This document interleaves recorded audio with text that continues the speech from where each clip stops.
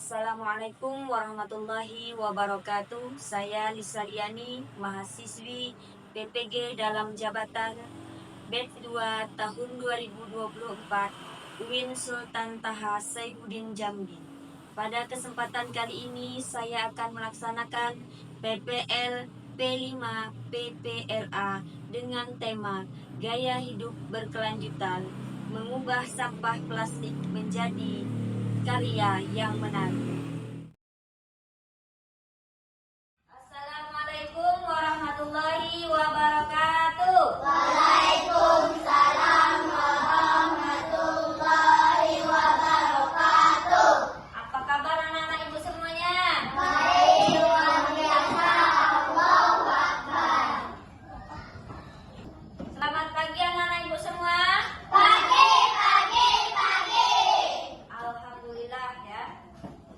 Alhamdulillah pada pagi hari ini kita akan belajar tentang T5 ya. Sebelum kita belajar, kita baca doa terlebih dahulu. Ayo berdiri semuanya. Kita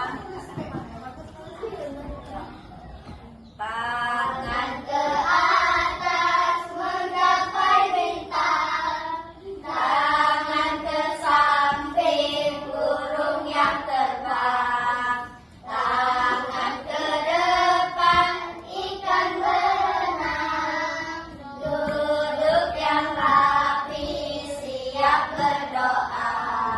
Bismillahirrahmanirrahim. Rabbi zidni ilman warzuqni fahman. Ya Allah, tambahkanlah kepadaku ilmu yang bermanfaat dan berilah aku pengertian yang baik. Amin. Ibu absen terlebih dahulu ya. Semuanya hadir semua kan? Hadir. Alhamdulillah kalau hadir semua ya. Baiklah, kita hari ini akan belajar tentang P5. Apa itu P5? Sebelumnya ibu tanya.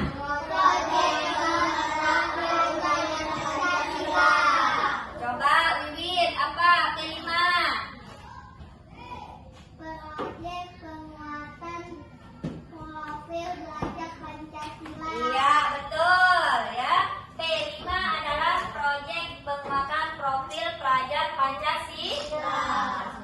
Siapa di sini yang pernah membuat kerajinan sampah dari plastik? Iya, coba Alia buat apa? Iya, bunga dari sangke bekas, boleh juga. Tujuan pembelajaran kita hari ini yaitu dengan mengangkat tema gaya hidup berkelanjutan dan mengacu kepada profil pelajar Pancasila.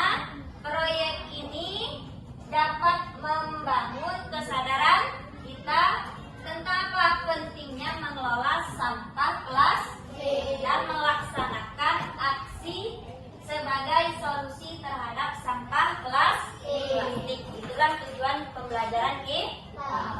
Nah, sekarang alurnya. Nah, alur proyek kita hari ini adalah yang pertama, tahap pengenalan.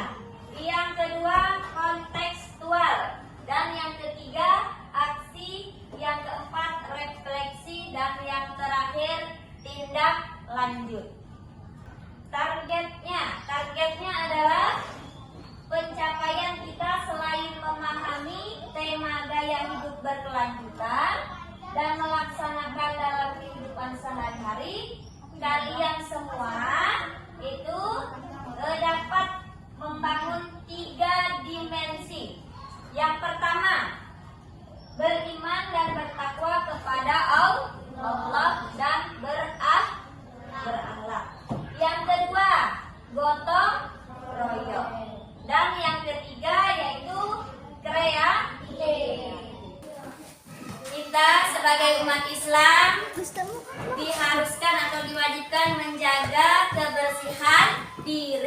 maupun lingkungan.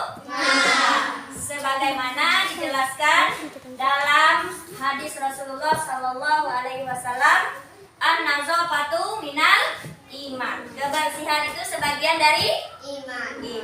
Nah, hari ini kita belajar tentang sampah plastik atau sampah anorganik. Sampah plastik ini tidak bisa hancur atau terurai. Makanya sampah plastik ini berbahaya bagi diri kita maupun lingkungan sekitar kita.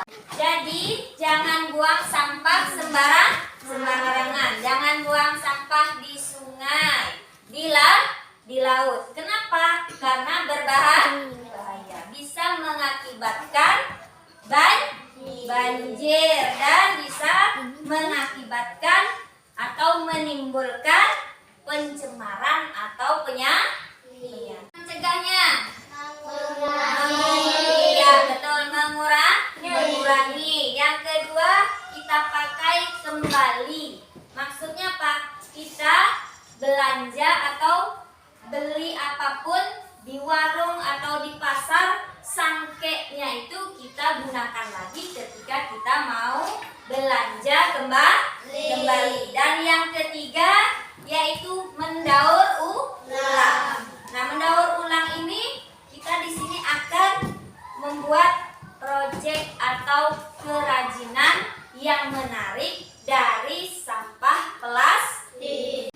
Untuk mengurangi sampah plastik, nah kita akan mendaur ulang atau membuat sesuatu kerajinan yang menarik. Nah, nanti kita akan mencari sampah-sampah ataupun yang bisa kita gunakan kembali. Siap?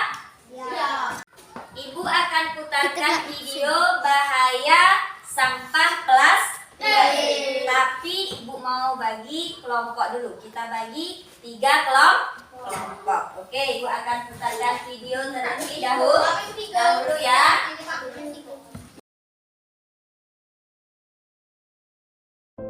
Hai guys, kalian tahu nggak sih masalah tentang plastik yang lagi gencar saat ini?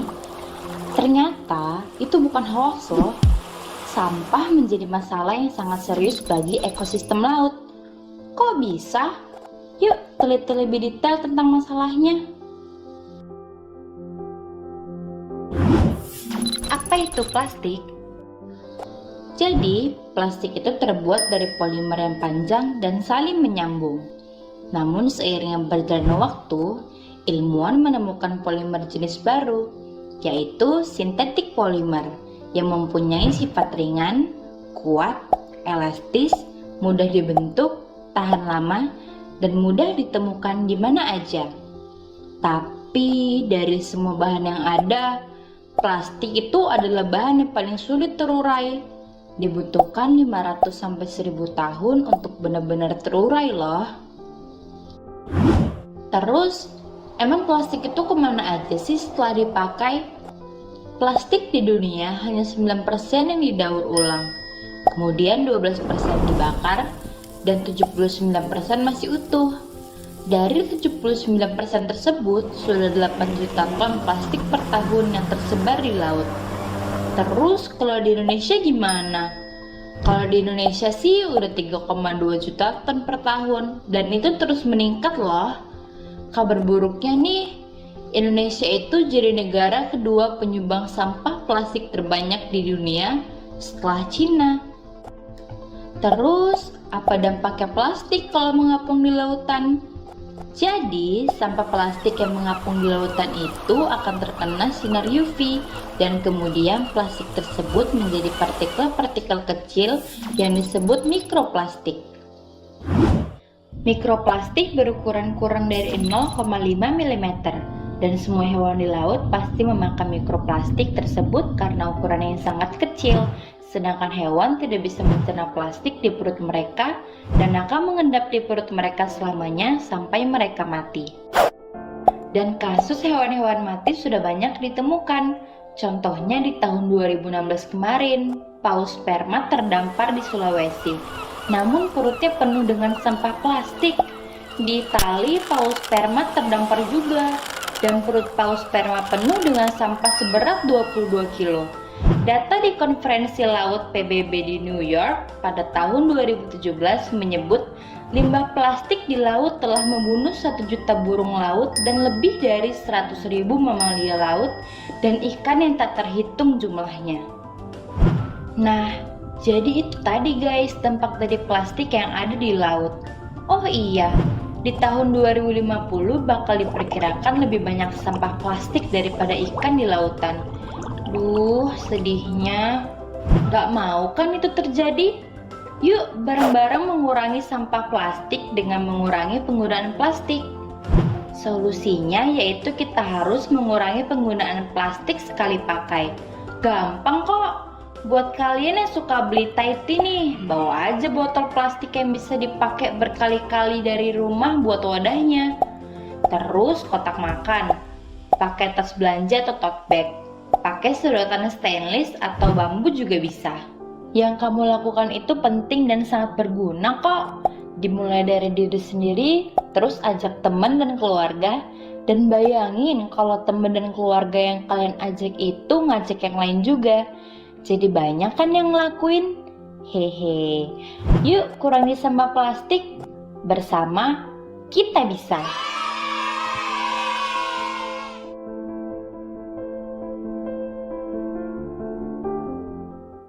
Tugas kalian adalah mencari sampah plastik yang bisa kita daur ulang atau kita buat kerajinan sesuai dengan kesepakatan kita membuat kerajinan sampah yang menarik.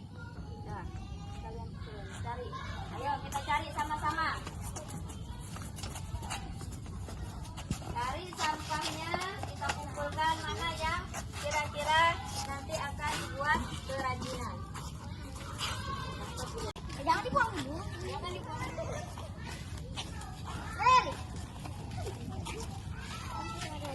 Ambil sampahnya, ambil sampahnya.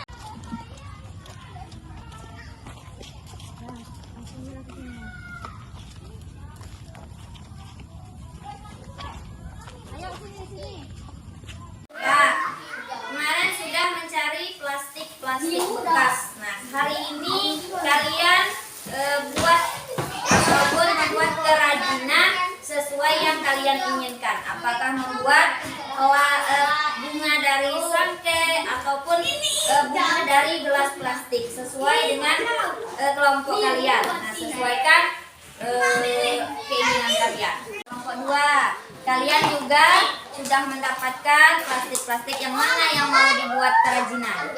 Apakah sangke plastik ataupun bekas-bekas jajanan dan plastik aqua gelas. Nah, kalian kreasikan apa yang ingin kalian buat. 3 juga ya, sama seperti kelompok 1 dan 2. Kalian buat kerajinan semenarik mungkin untuk membuat kerajinan hari ini ya. Apakah mau dari sangke plastik ataupun gelas plastik.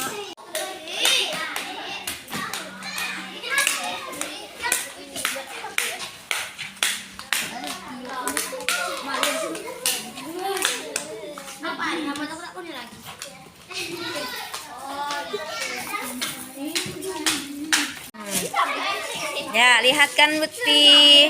Mana hasil bunganya? Iya, proses pembuatan kelompok 2.